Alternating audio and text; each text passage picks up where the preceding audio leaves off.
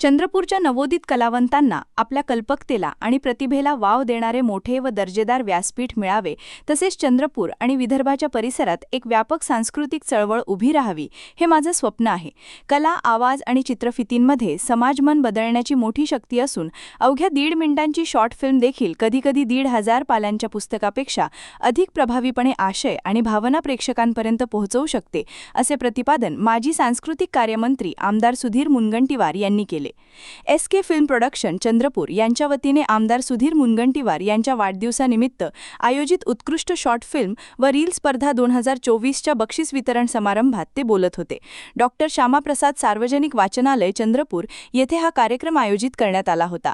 यावेळी कार्यक्रमाचे आयोजक देवा बुरडकर, गणेश साळवे, सुदेश भारेकर, प्रीतम खोब्रागडे, चंद्रकांत गुंडावार, राजेश्वर सुरावार, रामपाल सिंग, डॉक्टर जयश्री कापसे आदी उपस्थित होते. या स्पर्धेला उत्स्फूर्त प्रतिसाद मिळाला असून सुमारे 150 ते 200 स्पर्धकांनी सहभाग नोंदविला. त्यापैकी 70 स्पर्धकांची निवड करण्यात आली. प्रथम, द्वितीय आणि तृतीय क्रमांकाच्या पुरस्कारांसह त्यांचा गौरव करण्यात आला. पुरस्कार प्राप्त सर्व स्पर्धकांचे मुनगंटीवार यांनी अभिनंदन करून त्यांच्या कलागुणांचे कौतुक केले. चंद्रपूर कुठेही मागे नाही. ज्याचे नाव चंद्रपूर आहे त्या चंद्रपूरचे नाव जगभर पोहोचले पाहिजे, या भावनेने प्रत्येकाने काम करण्याची गरज आहे, असे मुनगंटीवार म्हणाले.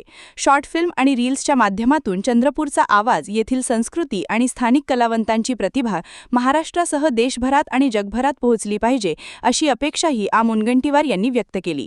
एसके फिल्म प्रोडक्शनने यंदाची स्पर्धा उत्तम प्रकारे आयोजित केली असून 2027 मध्ये यापेक्षाही मोठी, भव्य आणि दर्जेदार स्पर्धा आयोजित करण्याचे नियोजन करावे, असे आवाहन मुनगंटीवार यांनी केले. कला, कलावंत आणि नव्या सर्जनशीलतेला व्यासपीठ देणाऱ्या आयोजकांसह त्यांच्या संपूर्ण टीमचे त्यांनी अभिनंदन करून पुढील वाटचालीसाठी शुभेच्छा दिल्या.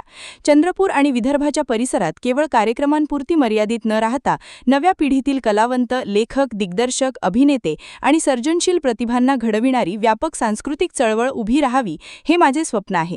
चंद्रपूरच्या मातीत असलेल्या कलागुणांना योग्य व्यासपीठ, प्रोत्साहन आणि संधी मिळाल्यास येथील प्रतिभावंत राज्याच्या आणि देशाच्या सांस्कृतिक क्षेत्रात आपली वेगळी ओळख निर्माण करू शकतात.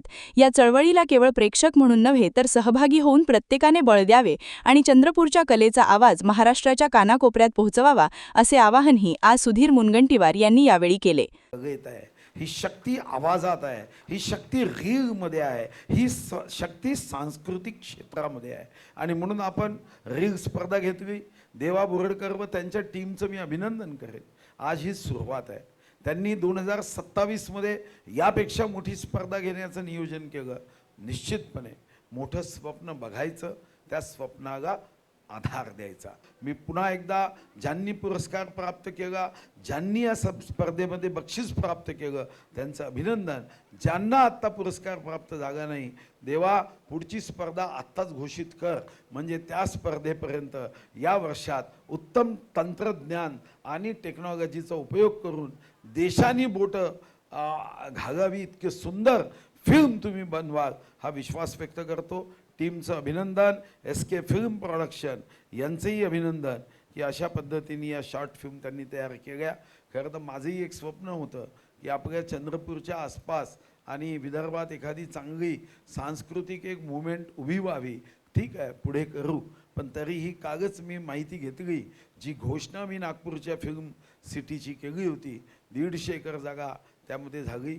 काल मी या संदर्भातली संपूर्ण माहिती घेतली आणि मला विश्वास आहे की आम्ही विदर्भामध्ये आमची जी फिल्म सिटी करतो आहे, ज्यामध्ये मी काल डायरेक्शनही दिलं की रामोजीच्या पेक्षाही चांगली करण्याचा प्रयत्न करा. 150 एकर जरी छोटी जागा असली तरी उत्तम करा आणि त्याचा उपयोग चंद्रपूरकर जनतेलाही होईल. खूप खूप सदिच्छा, शुभकामना. क्या हुआ बहू? माँ, पाइल्स की बहुत तकलीफ हो रही है. तो तुम गुदरोग सर्जन के पास क्यों नहीं गई?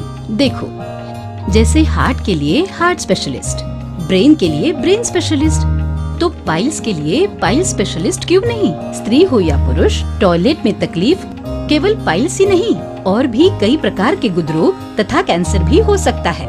इसीलिए इसकी प्रत्यक्ष जांच जरूरी है. ठीक है माँ, पर जांच के लिए हम जाएंगे कहाँ? वही काले आयुर्वेदिक पाइल्स हॉस्पिटल में. लेकिन माँ, प्रेगनेंसी में पाइल्स की दवाइयाँ?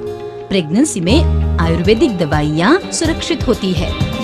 जनहित में जारी। काळे आयुर्वेदिक पाइल्स हॉस्पिटल, औषधि चिकित्सा तथा सर्जरी ट्रीटमेंट उपलब्ध। हमारा पता उमरेड रोड, दिघौरी बस स्टॉप के पास, नागपुर। अधिक जानकारी के लिए वेबसाइट पर जाएं kaalepailshospital.com।